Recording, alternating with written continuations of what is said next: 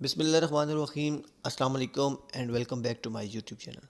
तो स्टूडेंट्स, आज हम स्टार्ट करने जा रहे हैं एडनोक का WMS, जिसको एडनोक वर्क मैनेजमेंट सिस्टम भी कहते हैं। इसके जो तमाम मॉड्यूल्स हैं 6 मॉड्यूल, इनको हम डिटेल से डिस्कस करेंगे। आज हम स्टार्ट करेंगे WMS के मॉड्यूल 1 से।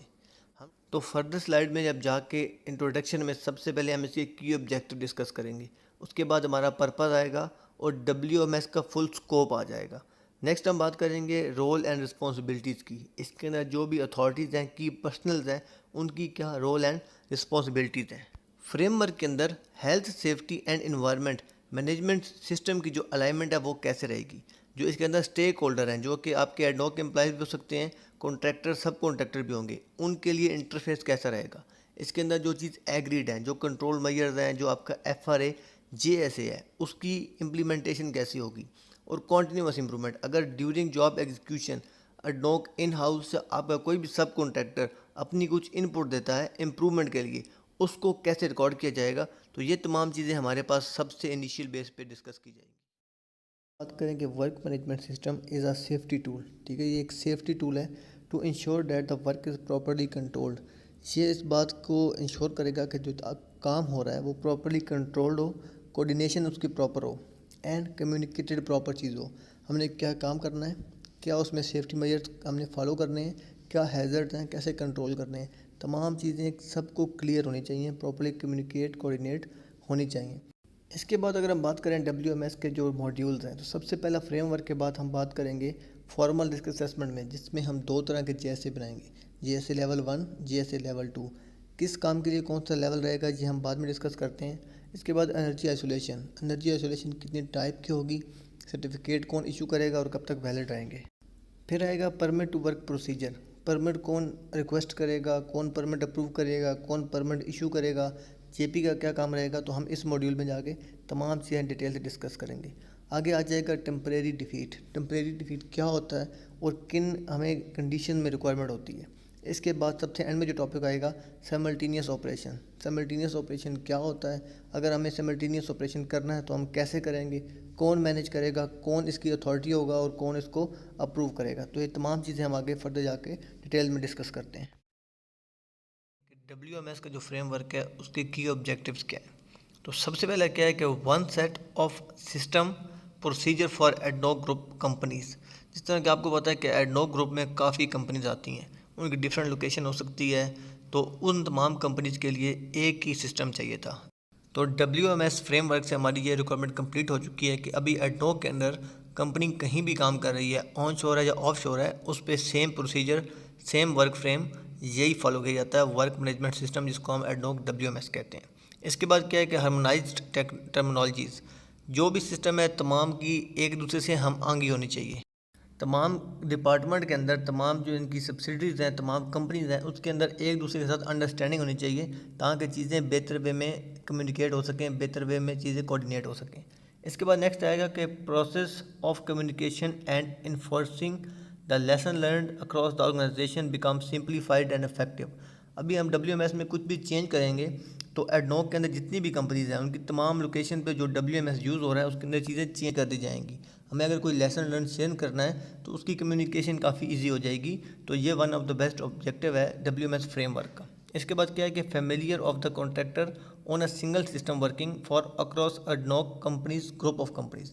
एडनोक के साथ जो कॉन्ट्रैक्टर काम कर रहे हैं, जो सब कॉन्ट्रैक्टर काम कर रहे हैं, अगर वो एक लोकेशन पे काम करते हैं 1 साल के लिए, उसके बाद वो दूसरी लोकेशन पे जाते हैं, तो वहाँ पे जाके उनके लिए नया सिस्टम अपने आप पे इम्प्लीमेंट करना या नया सिस्टम सीखना एक एक्स्ट्रा बर्डन होता है, उसकी एक्स्ट्रा कॉस्ट आएगी, उस पर एक्स्ट्रा टाइम रहेगा। तो जितने भी एडनोक के कॉन्ट्रैक्टर सब कॉन्ट्रैक्टर हैं उनके लिए इस चीज़ में काफ़ी ईजी हो गया है कि वो अगर एडनोक के साथ काम कर रहे हैं तो किसी भी लोकेशन पे काम करेंगे, WMS फ्रेमवर्क की फॉलो करेंगे। तो उनके जो की पर्सनल्स हैं, अगर उनकी एक मरतबा ट्रेनिंग हो चुकी है तो कॉन्ट्रैक्टर या सब कॉन्ट्रैक्टर को ट्रेनिंग कॉस्ट दोबारा नहीं बेयर करनी पड़ेगी और चीज़ें उनके लिए बेटर वे में अंडरस्टैंडेबल हैं, तो वो चीज़ों को अच्छे तरीके से लेके चल सकते हैं। एट द एंड लास्ट में जो है, जो एडनोक के की पर्सनल्स हैं, जो कोर पर्सनल्स हैं, उनकी जो मूवमेंट थी across different companies of ADNOC, वो काफ़ी इजी हो चुकी है। क्योंकि अगर लेट्स सपोज एक आईडी आपने जनरेट कर दी WMS में, वही आईडी आपकी ऑन शोर ऑफ शोर हर जगह पे चलेगी। तो अगर आपने कोई डेटा उसमें स्टोर किया है सेव किया है तो आप एडनोक के अंदर किसी भी जगह से उसको एक्सेस कर सकते हैं। तो ये काफ़ी लिमिटेशन होती थी जिसको हम सिस्टम एरर या सिस्टम लिमिटेशन कहते थे।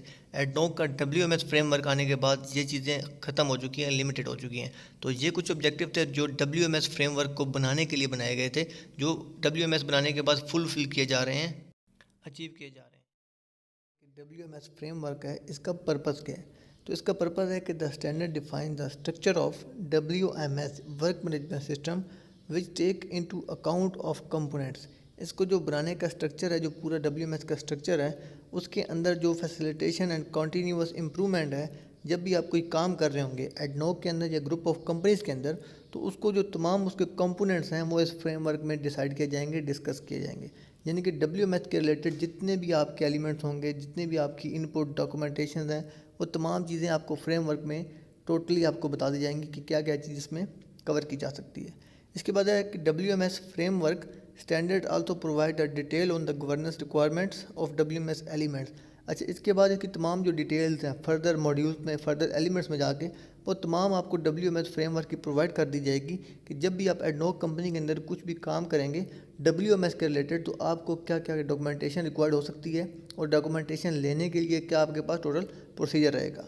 इसके बाद हम बात करें कि स्कोप की, तो WMS फ्रेमवर्क का जो स्कोप है वो कहता है कि this document shall be applicable to all ADNOC group of companies, employees, contractor, facilities including interface area, activities and services without exception। कि एडनोक का जो WMS फ्रेमवर्क है ये तमाम कंपनीज़ के लिए, तमाम एम्प्लॉयज़ के लिए, तमाम कॉन्ट्रैक्टर्स के लिए विदाउट फेल लाजमी आपने इम्प्लीमेंट करना है। Contractors shall be responsible for ensuring that all activities performed within ADNOC operation facilities in the course of carrying out their contractual requirements are managed in accordance with the requirements of this document। इसका मतलब है कि ADNOC का जो भी contractor होगा उसकी responsibility होगी कि वो एडनोक के अंदर जो भी एक्टिविटी कर रहा है वो तमाम रिक्वायरमेंट फुलफिल करेगा जो कि WMS के अंदर एग्रीड हैं, जो कि WMS सिस्टम है, और उसके जो कॉन्ट्रैक्ट के अंदर चीज़ें हैं तमाम चीज़ों को फॉलो करके इम्प्लीमेंट करवा के ये काम स्टार्ट करेगा। वो एडनोक की किसी भी कंपनी में काम करते हुए इसको फॉलो करने का पाबंद होगा। कि जो की रोल एंड रिस्पॉन्सिबिलिटीज़ हैं, ठीक है, की जो आपके पर्सनल हैं उनकी क्या role and responsibilities as per WMS होती हैं। तो सबसे पहले हमारे पास जो रोल है वो है ADNOC group HSE senior vice president का। इनकी जो रिस्पॉन्सिबिलिटीज़ होंगी review and approve WMS standards and revisions.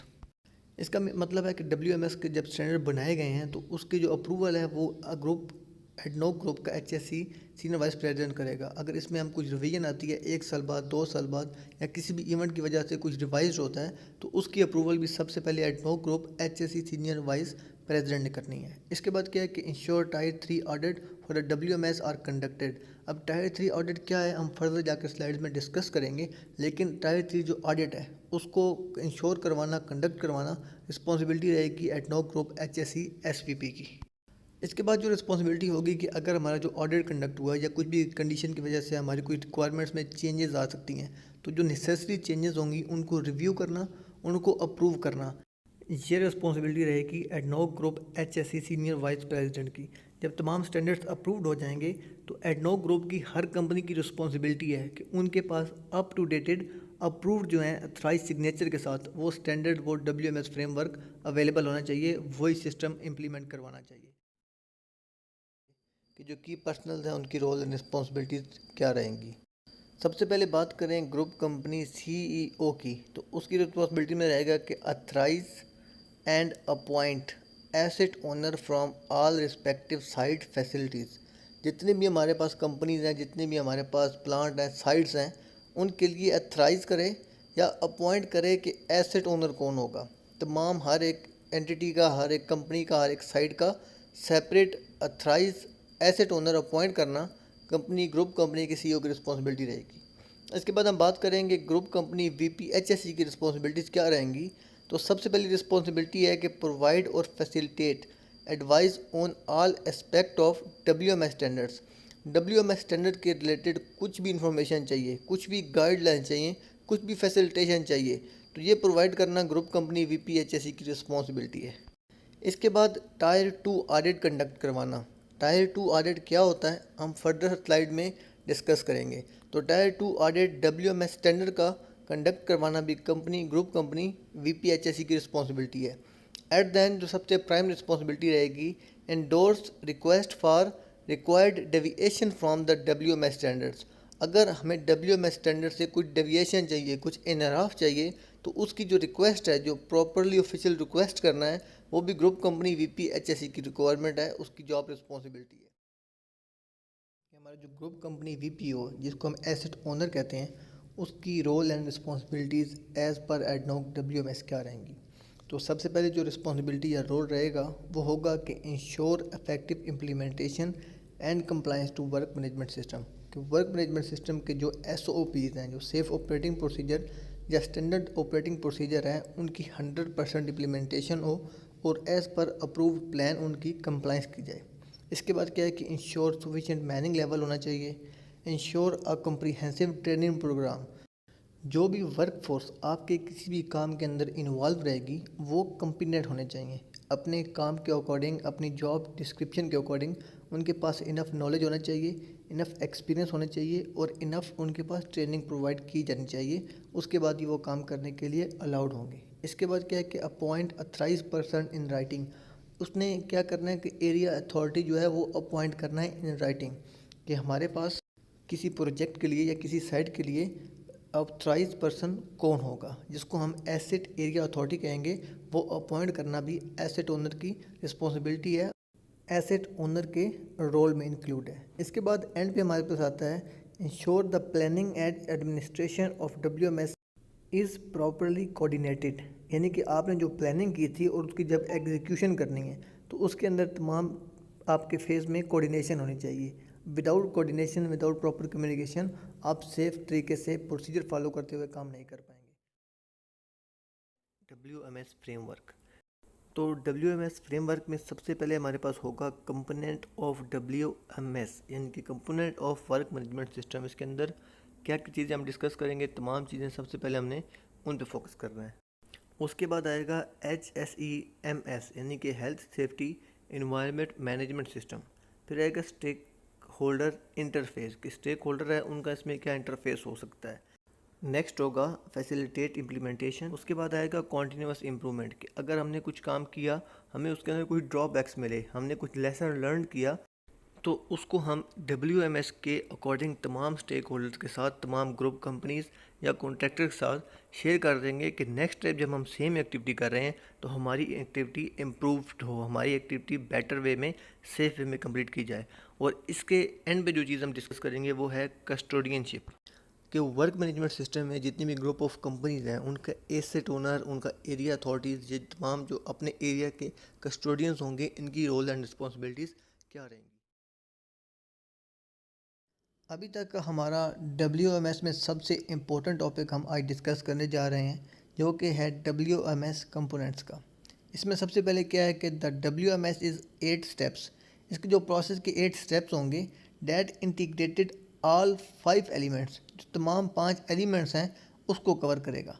For example permit to work भी इसमें कवर होगा, जॉब सेफ्टी एनालिसिस भी कवर होगा, एनर्जी आइसोलेशन को भी कवर करेंगे, टेम्परेरी डिफीट एंड साइमॉप्स, यानी कि काम की प्लानिंग से लेकर काम करने और परमिट क्लोज करने तक, काम प्रॉपरली हैंड ओवर करने तक, तमाम चीज़ें इस टॉपिक में हम उनका गो थ्रू करेंगे। इसमें जो सबसे पहला एलिमेंट हमारे पास आएगा वो है वर्क रिक्वेस्ट एंड प्लानिंग। हमने काम क्या करना है, किस लोकेशन पे करना है, किस एरिया पे करना है, अगर किसी इक्विपमेंट पे काम करना है तो उसका जॉब स्कोप क्या रहेगा, उस इक्विपमेंट में स्पेसिफिक हमने क्या काम करना है। मीन टू से काम की जो टोटल प्लानिंग है वो हम WMS के सबसे पहले element work request and planning में डिस्कस करेंगे या सेट करेंगे। जब हमने वर्क प्लानिंग कर ली तो इसके बाद हमारे पास दूसरा एलिमेंट आएगा जो होगा आइडेंटिफाई एंड अप्रूव कंट्रोल्स। हमें ये काम एग्जीक्यूट करने के लिए क्या क्या कंट्रोल मेजर्स करने हैं, कौन सी हमें आइसोलेशन चाहिए, अगर हमारी इलेक्ट्रिक इक्विपमेंट है तो किस इक्विपमेंट से या किस सोर्स से हमें उसको आइसोलेट करना है, प्रोसेस आइसोलेशन क्या रहेगी, आपकी मैकेनिकल आइसोलेशन क्या रहेगी। तो तमाम जो चीज़ें हैं वो हमने कंट्रोल्स आइडेंटिफाई करने हैं और उसको जो भी कंसर्न पार्टीज़ हैं उनसे अप्रूव कराना है। इलेक्ट्रिक कंट्रोल्स को इलेक्ट्रिक डिपार्टमेंट से, जो प्रोसेस कंट्रोल है उसको शिफ्ट कंट्रोलर से, या जो भी आपका प्रोसेस एरिया मैनेजर है उससे अप्रूव करवाना है कि हमने ये काम करेंगे तो हमें ये कंट्रोल मेजर इम्प्लीमेंट करवाने हैं कि हमारा काम सेफ वे में कंप्लीट हो जाए। Work planning and identifying control के बाद अब हमारा जो टॉपिक आएगा वो है work site controls and implementation. जब हमने किसी एरिया में काम करना है तो हमने सबसे पहले एरिया क्लासिफिकेशन चेक करनी है। हमारे पास वो रेड जोन है, एम्बर जोन है, ग्रीन जोन है। As per that area classification हमें कुछ additional on site control measures implement करने होंगे। उसके बाद अगर हमारे एरिया में क्रेन आ रही है तो हमें चेक करना होगा कि ये क्रेन हमारे एरिया में काम करने के लिए सेफ़ है या नहीं सेफ़। अगर हमारे एरिया में फायर एंड एक्सप्लोजन का चांसेस ज़्यादा हैं तो हमें हॉट वर्क परमिट चाहिए या हम क्रिटिकल वर्क परमिट पे काम कर सकते हैं। ये तमाम चीज़ें हम नेक्स्ट फेज़ में, नेक्स्ट एलिमेंट में डिस्कस करेंगे। जब हम अपने तमाम फर्स्ट 3 एलिमेंट्स के बारे में डिटेल स्टडी कर लेंगे, चीज़ें इंश्योर कर लेंगे, तो उसके बाद आएगा हमारे पास authorise work permit. Work permit क्या है कि आपके पास एक रिटर्न अथराइजेशन है कि आप किसी भी एरिया में जाके स्पेसिफिक वर्क इक्विपमेंट पे काम कर सकते हैं। तो उसके लिए हमें अथराइज वर्क परमिट चाहिए होगा, approved and valid work permit चाहिए होगा, जिसमें हमें तमाम चीज़ें इंश्योर की जाएंगी कि कौन सा टूल्स हम यूज़ कर सकते हैं, क्या हमारा जॉब स्कोप रहेगा, क्या कम्पिटेंसी लेवल चाहिए, कितने आदमी उस काम में इन्वॉल्व हो सकते हैं, कौन सा उसमें JSA होगा और किस वर्क स्कोप के अकॉर्डिंग हमने काम करना है। जब हमें वर्क परमिट मिल गया तो काम स्टार्ट करने से पहले तमाम जो उसके एग्रीड कंट्रोल मेजर्स जो आपके वर्क परमिट में जो अटैच JSA है वो आपके जनरल वर्क परमिट के लिए लेवल 1 रहेगा। क्रिटिकल या हॉट वर्क के लिए जो आपकी रिस्क असेसमेंट है, जॉब सेफ्टी एनालिसिस लेवल 2, तो उसके अकॉर्डिंग जो भी एग्रीड कंट्रोल मेजर्स हैं उनकी कम्युनिकेशन, इसके अलावा जो आपका वर्क पैकेज है उसकी कम्युनिकेशन, आपकी तमाम वर्क फोर्स से जो डिस्कस की जाएगी उसको हम स्टडी करेंगे कम्युनिकेशन एंड कंट्रोल एलिमेंट में जाके। इन तमाम एलिमेंट्स के बाद जब हमने काम स्टार्ट करना है तो उससे पहले हमने ऑन जॉब जाके अपने वर्किंग लोकेशन पे वर्किंग इक्विपमेंट के पास जाके डायनेमिक रिस्क असेसमेंट करनी है। कुछ ऐसा पॉइंट जो हमारी रिस्क असेसमेंट से मिस हो गया हो, या जिस टाइम हमने रिस्क असेसमेंट स्टडी की थी, रिवाइज की थी, उस टाइम ये एडिशनल हमारे पास रिस्क नहीं था, तो अभी इसको हमने कैसे कंट्रोल करना है, वो रिस्क असेसमेंट काम स्टार्ट करने से पहले वर्किंग लोकेशन पे, वर्किंग एरिया में जाके हमने डायनामिक रिस्क असेसमेंट करनी है। एज़ पर करंट कंडीशन हमने रिस्क असेसमेंट करके उसके बाद ही हमने काम स्टार्ट करना है। तमाम कंट्रोल मेजर्स इंप्लीमेंट करते हुए जब हमने काम स्टार्ट करना है तो नेक्स्ट एलिमेंट हमारे पास आएगा work handover, suspension and extension. कि काम करने के दौरान जितने कंट्रोल मेजर्स इंश्योर करने हैं, रिस्पॉन्सिबिलिटी रहेगी तमाम टीम के साथ साथ जॉब परफॉर्मर की कि काम सेफ वे में कंप्लीट हो। अगर काम कंप्लीट हो चुका है तो उसका सेफ वे में प्रॉपर हैंड ओवर हो। अगर काम आपका नेक्स्ट शिफ्ट में जाता है तो अपना परमिट सस्पेंड कर दिया जाए ताकि नेक्स्ट शिफ्ट में जो भी जॉब परफॉर्मर आ रहा है वो अपना परमिट दोबारा से लाइव कर सके। लेकिन अगर आपका काम कुछ टाइम के बाद आपको एक्स्ट्रा टाइम चाहिए तो उसके लिए परमिट को आपने प्रॉपर वे में कैसे एक्सटेंशन करनी है, ये तमाम चीज़ें भी हम नेक्स्ट एलिमेंट में डिस्कस करेंगे। जब आपकी जॉब कंप्लीट हो जाती है यानी आपका काम ख़त्म हो जाता है तो हमारे पास सबसे आखिरी स्टेप आता है जो कि हमारा लास्ट एलिमेंट रहेगा, परमिट क्लोजर एंड हैंडबैक, या जिसको हम बोलेंगे परमिट क्लोजर या हैंड ओवर। इसमें आपने इंश्योर करना है कि जो भी हमारी एग्रीड जॉब थी वो सेफ वे में प्रॉपर कंप्लीट हो जानी चाहिए। उसके अलावा एरिया की जो हाउस कीपिंग थी वो तमाम अच्छे तरीके से कंप्लीट हो जानी चाहिए। जो आपकी आइसोलेशन हमने इम्प्लीमेंट की थी, लगाई थी, उसको डी आइसोलेट प्रॉपर सीक्वेंस में करना चाहिए। As per agreed isolation list आप उसको डी आइसोलेट करेंगे। उसके बाद आपने जाके अपना परमिट सस्पेंड करना है, परमिट क्लोज करना है, और जो भी आपका इक्विपमेंट था, जो आपका प्लांट था, वो आपने हैंड बैक करना है, ऑपरेशन को या प्रोसेस को हैंड बैक कर देना है, हैंड ओवर कर देना है। एडनोक का हेल्थ एंड सेफ्टी इन्वायरमेंट का मैनेजमेंट सिस्टम स्ट्रक्चर देखेंगे तो सबसे पहले हमारे पास लेवल 1 आता है जिसके अंदर होगा वैल्यूज़ एंड इंटेंट्स। कंपनी का विजन क्या है, कंपनी किस मिशन के अकॉर्डिंग काम कर रही है, कंपनी ने क्या चीज़ों को वैल्यू किया हुआ है। उसके बाद पॉलिसी स्टेटमेंट क्या है और ऑब्जेक्टिव्स क्या है। जैसे कि HSE की बात करें तो HSE का सबसे जो मेन ऑब्जेक्टिव है 100% HSE। इसका मतलब है कि आपने HSE के रिलेटेड जो भी रूल रेगुलेशंस हैं, जो भी डॉक्यूमेंट्स हैं, जो भी सेट स्टैंडर्ड्स हैं, उनको आपने 100% कंप्लाई करना है। आपको 0.1% भी उसमें रिलैक्सेशन नहीं दी जाती। इसके बाद हमारे पास आएगा लेवल 2 जिसमें आपके तमाम स्टैंडर्ड्स होंगे की फोकस एरिया हमारे पास कौन सा है। सबसे जो इम्पोर्टेंट चीज़ है, आपके पास एरिया क्लासिफिकेशन है। Red zone, amber zone, green zone, इसके अकॉर्डिंग तमाम वर्क रिक्वायरमेंट्स चेंज हो जाएंगी। इसके बाद गवर्नेंस, फिर occupational health, environment, risk management, तमाम जो चीज़ें हैं ये हमारे लेवल 2 में हम आके स्टैंडर्ड्स में आके सेट करेंगे। इन तमाम चीज़ों के बारे में जो भी स्टैंडर्ड्स एप्लीकेबल हो रहे हैं, साथ साथ हम उनका भी एक ओवरव्यू करते रहेंगे। इसके बाद हमारे पास लेवल 3 आएगा, जिसमें तमाम रिकमेंडेड प्रैक्टिसेस होंगी, गाइडलाइंस होंगी, एज पर स्टैंडर्ड आपने कैसे काम करना है। आपके पास जो लाइफ सेविंग रूल्स हैं, आपने हाई रिस्क एक्टिविटीज़ को किस तरह सेफ वे में SOP life saving rules follow करते हुए कंप्लीट करना है, उस तमाम चीज़ की रिक्वायरमेंट्स हम लेवल 3 में जाके स्टडी करते हैं। लेवल 4 में हमारे पास आएगा operational documents, ADNOC group of companies procedure. जो भी एडनॉक ग्रुप ऑफ कंपनीज अभी जॉइंट वेंचर में काम कर रही हैं अंडर WMS, उन तमाम कंपनीज में, तमाम एंटिटीज़ में सेम प्रोसीजर यूज़ किया जाएगा। आपका रिपोर्टिंग प्रोसीजर क्या होगा, आपका हज़ार्ड ऑब्जर्वेशन क्या होगा, आपका इंसिडेंट इन्वेस्टिगेशन प्रोसीजर, आपका डॉक्यूमेंटेशन कैसे होगी, आपका टियर 1, 2 या 3 ऑडिट किस बेस पे कंडक्ट किया जाएगा। इस चीज़ की तमाम details health and safety management system के लेवल 4 में, जिसमें ऑपरेशनल डॉक्यूमेंट्स है, वहाँ से हम गाइडलाइंस ले सकेंगे। Health and safety environment management structure का सबसे जो लास्ट पॉइंट है, जो लास्ट लेवल है, वो है evidence and results for audit and review purpose. तो क्या होगा, जितने भी हमारे रिकॉर्ड्स होंगे वो लीडिंग या लैगिंग इंडिकेटर्स हो सकते हैं। उनके जो अप्रूव्ड फॉर्म्स हैं उन्हीं के ऊपर रिकॉर्ड हमने प्रोवाइड करना है। आपका डेली WMS ऑडिट है, आपकी लॉग शीट है, फोकस इंस्पेक्शन हो सकते हैं, आपके मंथली रिपोर्ट्स हो सकती हैं। जो भी चीज़ें होंगी हमने एडनॉक के अप्रूव्ड फॉर्म्स पे ही जाके सबमिट करनी है, ताकि उनको कंपाइल किया जा सके, उनका डेटा कलेक्ट किया जा सके और ट्रेंड एनालिसिस से एरिया फॉर इम्प्रूवमेंट या फोकस एरिया डिटरमाइन किया जा सके। WMS फ्रेमवर्क में स्टेक होल्डर कौन कौन से लोग हो सकते हैं। तो सबसे पहले हमारे पास आएगा ADNOC group company and there employees. तो एडनॉक ग्रुप में जितनी भी कंपनीज़ हैं, वो एडनॉक गैसको है, एडको है, जहाँ जहाँ पे भी है, तमाम कंपनीज़ और उसके तमाम एम्प्लॉयज़ इस WMS फ्रेमवर्क के स्टेक होल्डर्स होंगे।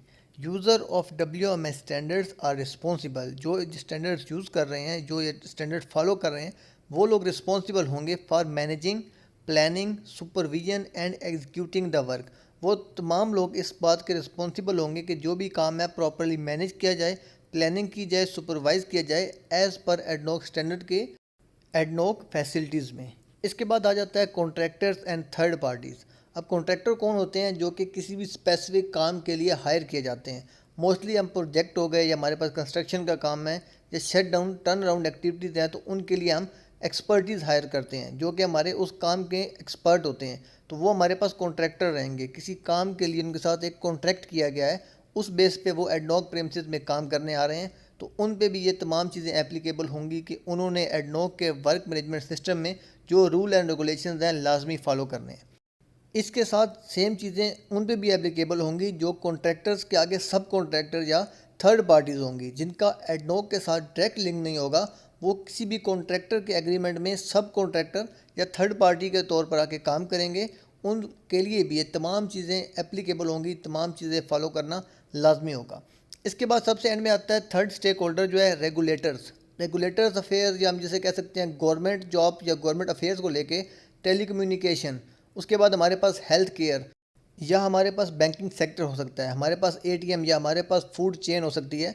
अगर उनके कोई भी नुमाइंदे, उनके कोई भी employees as per ADNOC premises में आके काम करेंगे, कुछ असाइनमेंट के लिए आएंगे, तो उनके ऊपर भी ये लाजिम होगा कि वो WMS फ्रेमवर्क में जो रूल रेगुलेशंस हैं तमाम को फॉलो करेंगे। तो हमारे पास स्टेक होल्डर कौन हुए, एडनॉक के डायरेक्ट एम्प्लॉयज़, हमारे कॉन्ट्रैक्टर्स, हमारे सब कॉन्ट्रैक्टर्स एंड हमारे रेगुलेटर्स।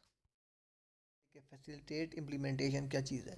तो सबसे पहले हम बात कर लें कि जो हमारा WMS फ्रेमवर्क है, इसका जो प्रिंसिपल कस्टोडियन है, जो ऑल एंड ऑल है WMS फ्रेमवर्क का, वो हमारे पास एडनॉक SVP HSE होता है, सीनियर वाइस प्रेसिडेंट। उसकी रिस्पॉन्सिबिलिटीज़ में क्या चीज़ इंक्लूड होती है, authorizing all changes to WMS framework.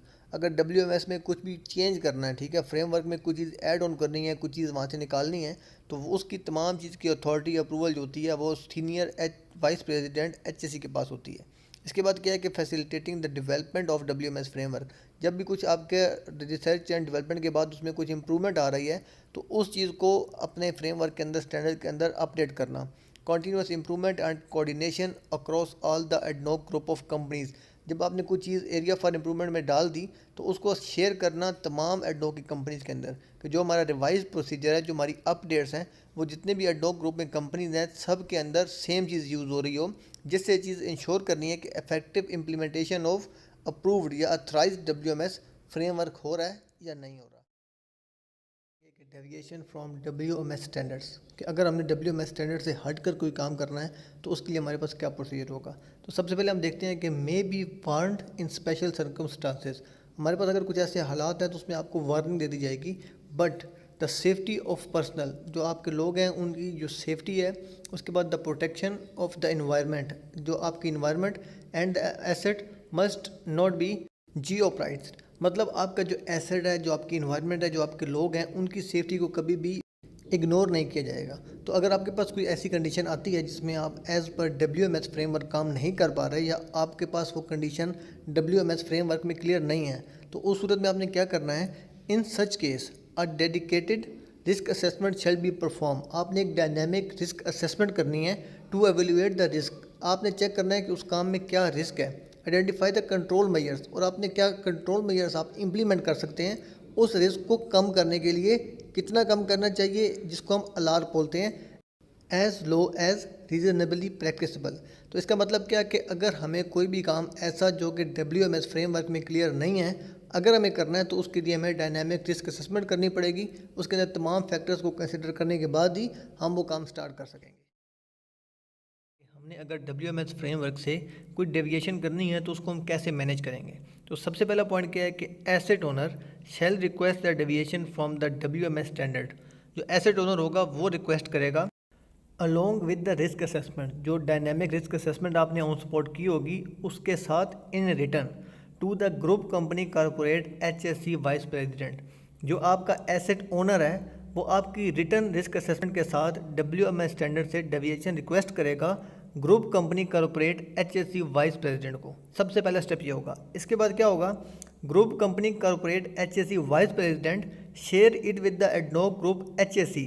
जो वाइस प्रेसिडेंट है वो एडनॉक ग्रुप HSE के साथ शेयर करेगा रिव्यू के लिए, कि अगर इसमें हमारे पास कुछ एरिया फॉर इम्प्रूवमेंट है तो हम वो चीज़ भी इंप्लीमेंट करवाएं। कुछ एक्सटर्नल या additional control measures add on हो सकते हैं, वो हम इसमें रिव्यू के बाद वो भी ऐड ऑन करवा लें। जब तमाम रिवीजन के बाद अप्रूव्ड हो जाएगी, then deviation from WMS standards shall be approved by the SVP, senior vice president HSE जो है वो इसको अप्रूव करेगा। उसके बाद आप वो एक्टिविटी जो कि आपके WMS फ्रेमवर्क के अंदर कवर नहीं थी या आपको उसमें से डेविएशन रिक्वायर्ड थी, तो after only approval you can proceed this work. Only approval के बाद ही आप उस काम के लिए कंटिन्यू कर सकते हैं, वो काम कर सकते हैं। एप्लीकेशन ऑफ स्ट्रिंजेंट स्टैंडर्ड और रिक्वायरमेंट, यानी कि अगर रिक्वायरमेंट्स को या स्टैंडर्ड्स को हमने स्ट्रिक्ट करना है, हमने उनको मजबूत करना है, तो उनके लिए हमारी क्या रिक्वायरमेंट्स होनी चाहिए। तो पहला पॉइंट इसमें आएगा कि WMS standards set out minimum guidelines that shall be followed across ADNOC group companies. जो भी स्टैंडर्ड या फ्रेमवर्क बनाए गए हैं उनमें जो भी रिक्वायर्ड थी उनको मिनिमम कह के गाइडलाइंस को सेट कर दिया गया है कि इसमें हम additional control measures add on कर सकते हैं, डायनामिक रिस्क असेसमेंट कर सकते हैं। अगर हमें कुछ डेविएशन चाहिए फ्रॉम WMS फ्रेमवर्क से तो वो इसमें ऐड ऑन हो सकती हैं एज़ पर करंट कंडीशन। तो मिनिमम गाइडलाइंस का वर्ड इसलिए यूज़ किया गया है कि जो स्टैंडर्ड्स हैं उनके लिए मिनिमम गाइडलाइंस सेट कर दी गई हैं, वो तमाम एडनॉक ग्रुप ऑफ कंपनीज में स्ट्रिक्टली फॉलो करनी है। आगे दूसरा पॉइंट आता है कि each group company reserve the right to enforce stricter guidelines. हर जो कंपनी ग्रुप ऑफ कंपनीज है, वो एडनॉक, एडको, गैसको जो भी है, उसके पास ये चीज़ की अथॉरिटी है कि अपने जो रूल रेगुलेशन है उनको सख्ती से फॉलो करवाए। ऑल अप्रूव्ड डेविएशन, जो डेविएशन अप्रूव्ड हो जाएंगी आफ्टर SVP से, additional shall be tabulated in deviation additional to WMS standards. तो जो अप्रूव्ड हो जाएंगी वो आपने जो गाइडलाइंस थी, मिनिमम गाइडलाइंस, उनके साथ उसको ऐड ऑन कर देना है, वो भी आपके प्रोसीजर का हिस्सा हो जाएगा।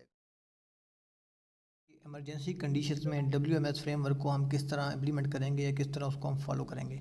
तो emergency deviation from WMS standards, emergency deviation are permitted. आपने अगर इमरजेंसी में कुछ अपने स्टैंडर्ड से, फ्रेमवर्क से डेविएशन करनी है, उनके अलावा काम करना है, तो आपको अलाउड होगा, बट लेकिन the safety of personnel and protection of environment and property must not be jeopardised. जो आपके लोगों की सेफ्टी है, आपकी इन्वायरमेंट की और प्रॉपर्टी की सेफ्टी है, उस पर कोई भी कंप्रोमाइज़ नहीं किया जाएगा। नेक्स्ट क्या है कि once the emergency is control, जब इमरजेंसी आपकी कंट्रोल में आ जाएगी, चीज़ें एज़ पर नॉर्मल कंडीशन हो जाएंगी, the requirements contain in the WMS standard shall be प्रिवील, जो WMS के स्टैंडर्ड अप्रूव्ड प्रोसीजर्स हैं, जब आपकी कंडीशन नॉर्मल हो जाएंगी तो आपने वो तमाम प्रोसीजर, तमाम रिक्वायरमेंट्स लाजमी फ़ॉलो करनी होंगी। फॉर एग्जांपल, इमरजेंसी कंडीशन में हमें JP के पास जो परमिट है वो डिवाइस पे लाइव होना चाहिए, साथ हार्ड कॉपी भी होनी चाहिए। लेकिन इमरजेंसी कंडीशन में सिर्फ डिवाइस पे लाइव देख के आप काम कर सकते हैं, गो अहेड दे सकते हैं। इसके अलावा अगर हम बात करें इमरजेंसी कंडीशन की, जिसमें हमने कोई आइसोलेशन लगानी थी, तो ISA ने फिज़िकली आइसोलेशन लगा दी, उसको डिमॉन्स्ट्रेट कर दिया, लेकिन उसके बाद जाके उसने जब तक आइसोलेशन सर्टिफिकेट साइन नहीं किया तो नॉर्मल एटमॉस्फेयर या नॉर्मल कंडीशन में हम काम कंटिन्यू नहीं कर सकते, गो अहेड नहीं कर सकते। लेकिन इमरजेंसी कंडीशन में ISO वहाँ पे था, उसने आपको फिजिकल डिमॉन्स्ट्रेशन करके दे दी, आइसोलेशन वेरीफाई कर दी, तो हम पेपर साइन होने का वेट नहीं करेंगे, हम इमरजेंसी को कंट्रोल करने के लिए, ओवरकम करने के लिए हम अपना काम कंटिन्यू कर लेंगे। इसके एंड पे है note, any change implementation during the emergency must be reassessed and approved as deviation. तो जो भी हमने काम किया इन केस ऑफ इमरजेंसी, जो हमने चेंज की, जो हमने प्रोसीजर चेंज किया या बाईपास किए, उनको इमरजेंसी के बाद चीज़ें नॉर्मल होने पे रीअसेस किया जाएगा। अगर वो सेफ टू वर्क हैं तो उनको हम डेविएशन में अपने अप्रूव करके पार्ट कर लेंगे, उसको हम अपनी लाइब्रेरी का हिस्सा बना लेंगे। अदरवाइज वो चीज़ें एज़ पर इमरजेंसी थी, नॉर्मल एटमॉस्फेयर में, नॉर्मल कंडीशन में हमने वो चीज़ें इंप्लीमेंट नहीं करनी। कि जो डॉक्यूमेंट रिटेंशन है, आपने डॉक्यूमेंट जो होल्ड करने हैं, सेव करने हैं या स्टोर करने हैं, वो मिनिमम आपने 12 महीने तक करने हैं, यानी कि 1 साल तक आपने तमाम डॉक्यूमेंट्स अपने पास सेव रखने हैं। किन कंडीशंस में? तो सबसे पहली कंडीशन है कि फॉर पेपर बेस्ड सिस्टम, जो आपका पेपर बेस्ड आपके हैं तमाम डॉक्यूमेंट्स हैं, परमिट हैं, आपके ई परमिट के अलावा वो हो जाएंगे original copy of the signed of the documentation, जो ओरिजिनल कॉपी, हार्ड कॉपी है परमिट की, जो साइन जिस पे हुए हैं वो वाली, and all the relevant attached, जो भी उसके साथ सर्टिफिकेट्स हैं, अटैचमेंट थी required as per WMS standard, इन तमाम चीज़ों को, साइन कॉपी और तमाम जो आपके एक्चुअल सर्टिफिकेट्स थे, तमाम चीज़ों को 1 साल तक आपने स्टोर करना है, सेव करना है। इसके बाद क्या है, for the companies utilizing electronic system utilize कर रही हैं, other hard copies containing wet ink signatures.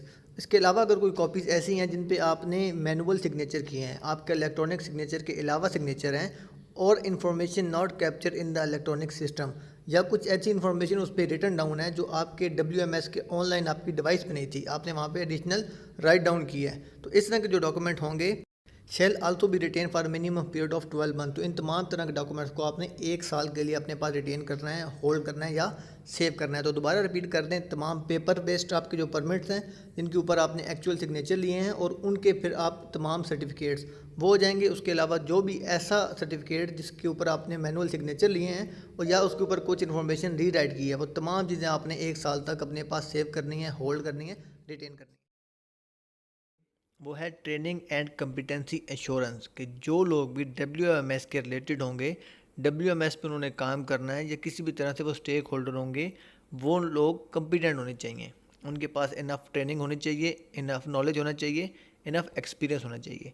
तो कौन आदमी ये इंश्योर करेगा? सबसे पहला पॉइंट है कि asset owner responsible to formally authorize and appoint competent WMS signatories once the personnel have successfully completed relevant training and assessment. WMS की सबसे पहले ट्रेनिंग होनी चाहिए, उसके बाद उसकी एक पैनल असेसमेंट होनी चाहिए, एक इंटरव्यू होना चाहिए, जो उसमें क्लियर हो जाएंगे, पास हो जाएंगे, अप्रूव्ड हो जाएंगे, ओनली वो लोग एज अ WMS सिग्नेचरीज या WMS के स्टोक होल्डर, आपके इश्यूइंग अथॉरिटी, आपका परमानेंट रिसीवर या जो भी लोग हैं वो काम कर पाएंगे। दूसरा पॉइंट आता है detail of the personnel successfully completing the formal program shall be entered in the authorization and training database.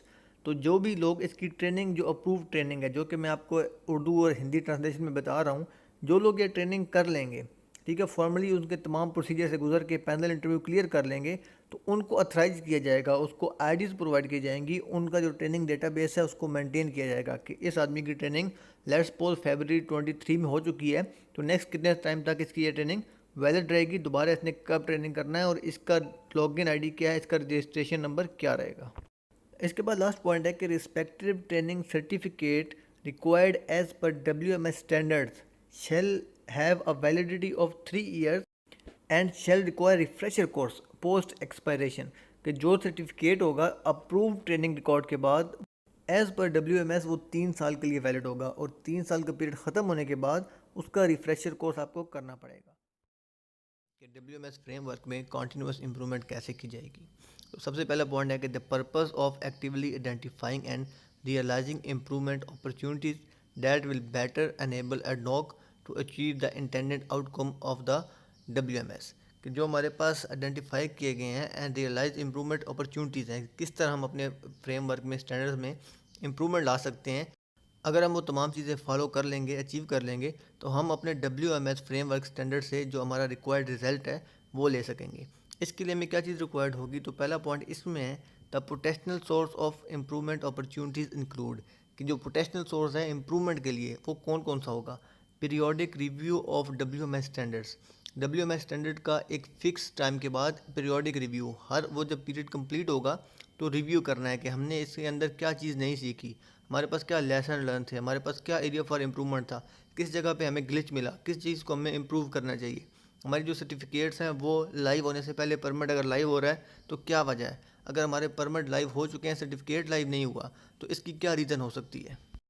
इसके बाद अगला पॉइंट है incorporation of the result of review analysis on the HSE performance lesson learn during the WMS implementation. इसका मतलब है कि जो हमारा रिव्यू था उसकी कंक्लूजन क्या है, हमारे पास क्या हमने उससे आउटपुट लिया। उसके बाद HSE परफॉर्मेंस का एनालिसिस करना कि इससे कितनी health and safety and environment improve हुई थी। उसके बाद जो भी हमें WMS इम्प्लीमेंटेशन के दौरान लेसन लर्न हुए उनकी बेस पे हम इस पर क्या रिव्यू करेंगे, क्या कंटिन्यूस इम्प्रूवमेंट करेंगे। इसके बाद सबसे एंड पे आएगा ऑडिट्स। तो जैसे कि हमने स्टार्टिंग स्लाइड में बात की थी कि WMS की 3 ऑडिट होते हैं, टायर 1, टायर 2 एंड टायर 3। तो ये ऑडिट्स हम नेक्स्ट स्लाइड में जाकर डिटेल से बात करेंगे। तो ऑडिट भी हमारे पास एक की पॉइंट होती है, एक की अपॉर्चुनिटी होती है, जिससे हम किसी भी स्टैंडर्ड या फ्रेमवर्क की परफॉर्मेंस मेजर कर सकते हैं और उसमें जो इम्प्रूवमेंट के लिए गैप है वो आइडेंटिफाई कर सकते हैं। WMS ऑडिट्स, WMS में ऑडिट कितनी टाइप्स के हैं, उन ऑडिट्स की क्या फ्रिक्वेंसी रहेगी और किसने ऑडिट परफॉर्म करने हैं। तो सबसे पहले हमारे पास ऑडिट टाइप है टायर 1।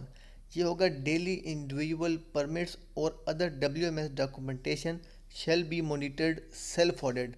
जो भी इंडिविजुअल डेली बेस के परमिट में किसी भी तरह से इन्वॉल्व है वो इसका डेली बेस पे सेल्फ ऑडिट कंडक्ट करेंगे। इसकी best example WMS audit check list है, जो कि डेली बेसिस पे हर परमिट के लिए इंडिविजुअल तौर पर फिल की जाती है, वेरीफाई की जाती है। इसके बाद आएगा tier 2, annual audit programme to assess the effectiveness of complete WMS standards by typically corporate HSE personnel और leadership team within the ADNOC group of companies. तो आपका जो एरिया का HSE टीम होगी वो भी ऑडिट कर सकती है, या एडनॉक ग्रुप ऑफ कंपनीज में से कोई भी जो आपका रिस्पॉन्सिबल पर्सन है, जो आपका अपॉइंटेड पर्सन है, वो आके आपका एनुअल ऑडिट करेगा कि हमारे पास जो WMS फ्रेमवर्क या स्टैंडर्ड्स हैं उनको कितने परसेंट कंप्लाई किया जा रहा है। अगर कहीं पे हमारी नॉन कंप्लाइंस हाईलाइट की जाए या हमारे पास कुछ एरिया फॉर इम्प्रूवमेंट है वो भी आइडेंटिफाई कर दिया जाए बाय HSE टीम या leadership within the ADNOC group of companies. इसके बाद आएगा tier 3, independent as specified by ADNOC audit guidelines. Independent मतलब थर्ड पार्टीज, जिसका आपसे डायरेक्ट लिंक नहीं होता, जो एडनॉक पे डिपेंडेंट नहीं होता। तो जो भी अप्रूव थर्ड पार्टीज होंगी, इंटरनेशनल ऑडिट फर्म्स, उनके थ्रू WMS कंप्लाइंस का, स्टैंडर्ड्स का, फ्रेमवर्क का ऑडिट करवाया जाएगा, ताकि एश्योर किया जाए कि हमारी तमाम चीज़ें 100% कंप्लाई हो रही हैं, फॉलो की जा रही हैं। तो ऑडिट करवाने के लिए कौन सी पार्टी रिस्पॉन्सिबल होंगी, इनको हम फर्दर स्लाइड्स में जाकर डिस्कस करेंगे। अभी तक आपसे रिक्वेस्ट करूंगा कि मेरे YouTube चैनल को सब्सक्राइब करना ना भूलिएगा और बेल आइकन लाजमी क्लिक करिएगा ताकि मज़ीद वीडियोज़ का नोटिफिकेशन आप तक पहुँच सके। इस वीडियो का लिंक अपने उन तमाम दोस्तों के साथ शेयर करिएगा जो एडनॉक वर्क मैनेजमेंट सिस्टम को हिंदी या उर्दू ज़बान में समझना चाह रहे हैं। अगर इस वीडियो के रिलेटेड आपका कोई भी क्वेश्चन है तो आप कमेंट बॉक्स में मुझसे पूछ सकते हैं। आपके वक्त